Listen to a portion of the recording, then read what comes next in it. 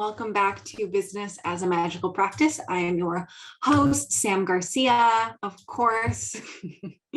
And today I wanted to share about the concept of planning for all futures. And when I was getting started in business, was starting to commit to growing my business significantly more than, or larger than it currently was.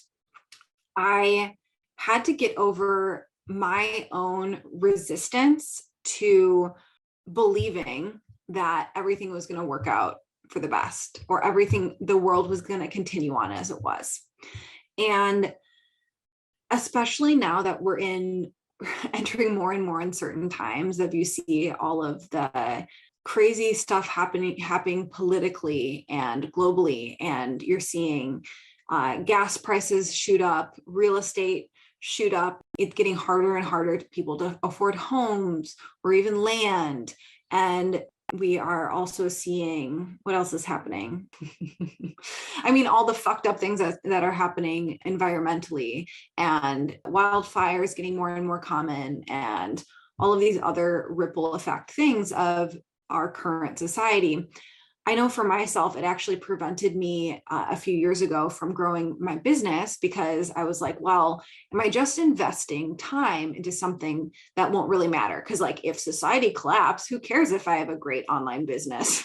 If the internet goes out and there's no internet in Hawaii, who cares if I have an X amount of dollar revenue business? Or the main thing that really helped me was the idea of planning for all futures. The potential, because there are, if we're looking forward about the potential of various futures, yes, there absolutely is a potential that there'll be societal collapse. And there's also good potential that things will continue on as they are, because there's been all sorts of freakouts in the past. You look back 100 years, a couple hundred years, a couple decades ago, there's been various movements that are the society's falling. I mean, go back to 2012 when everyone thought, go back to Y2K when everyone thought that, okay, this is when society is going to collapse. This is when society is going to collapse. And there's also the potential that society is going to continue on as it is. And then there's also a potential that I don't know, we're going to go to Mars or whatever. There's a lot of different potential futures. And me as a mercurial being, I'm just choosing to plan for all potential futures. And this has actually helped with also in my marriage, in the sense that, because my husband definitely swings towards the world is falling apart end of the pendulum. And being able to have a conversation that there's a potential for all the futures being possible, all of these there's potential for all of these. It got us both on the same page. So this is just going to be a short little podcast here, but here are some things that I am actively doing to prepare for all the futures that are the obvious ones in my brain.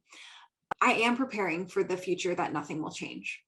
And what does that look like? That means that I'm quote unquote planning for retirement. It means that I am actively trying to buy real estate. It means that I am putting energy into my business and projecting a future in which there won't be a societal collapse. So of course I want to grow my online business because of the profit margins and my zone of genius and all the things. But then I'm also planning for the future potential that society will collapse. That also looks like buying up land or real estate, whatever, so that we own a property. And it means that, I mean, one of the many reasons I lucked out marrying the man that I have married is he is incredibly knowledgeable of off-grid living. So having solar systems in place, having farm animals, he has the skill set to hunt and to fish. But you better believe before we got together, I was learning that myself.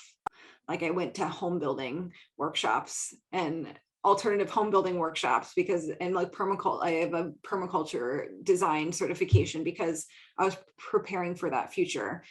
So we are acquiring and investing in things that even if society collapses, we will have our own little utopia set up. And then there's also the potential that crypto is going to grow more and more and more. And people can debate all day, like crypto, good or bad, or this model or that model. I'm just like, let's just fucking plan for all the futures, my friends. So we're investing in crypto too. Like, so if you can like sit down and identify the worries in your mind of like, what are the potential futures that could be, and like do a little research, have some fun with it, or like, what are people projecting the future will look like, and start making a plan for each of them. Like, you can't just plan for all of them and take yourself out of the debate around what the future will hold, and instead just plan for it all. I love this idea. It really, really made me gave me so much safety of like, I'm not going to, instead of trying to project and decide which one's going to be the future, I'm just going to plan for them all, my friends. So some things that are good no matter what is, in most cases, being good at making money is a great idea. So if you're not good at making money, get good at making money. And so that often looks like sales training, specifically, more so than marketing, because whether as trends change and like as if society gets more local or less local or whatever, being able to learning the psychology of sales will serve you. Investing in your health, good idea no matter what.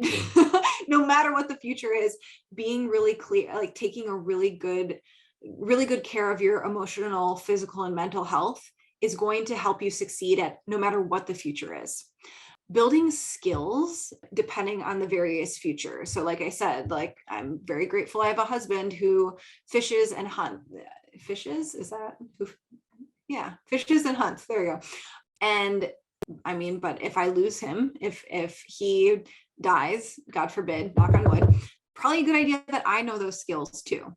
And investing in real things for the more uncertain futures, like investing in solar and in, I mean, ways to protect yourself. I won't mention any specifics, but that actually is a smart idea. And then when it comes to futures that involve societal collapse, being able to protect yourself is important.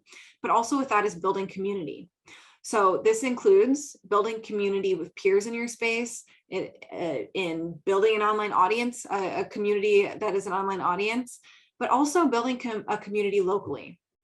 Because again, with the societal collapse future, having good neighbors or living in a safe space and knowing who your community is locally is actually the number one way that we can succeed in that future. Okay. In a final note, that's a little bit brighter than societal collapse. The biggest threat, if everything stays the same, which is one of the potential futures, or is similar to how it is now, is that you never went after your dream and that you die with regret.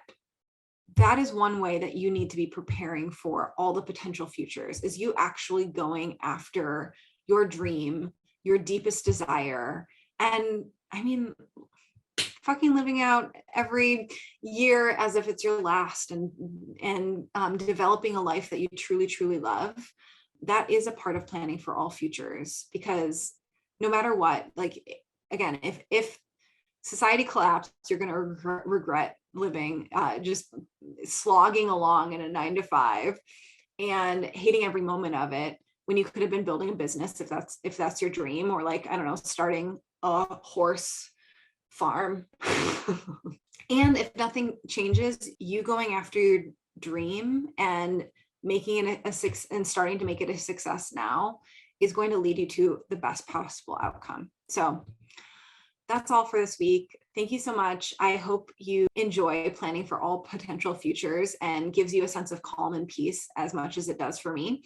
This is a conversation you can have with your partner, your wife, your husband, your roommates, your family, your mom and dad. Get them on board with this. And in my mind, it's like a very rational argument of like, let's just prepare for all the futures and stop debating all of this. So you have a good week. I'll talk to you next week.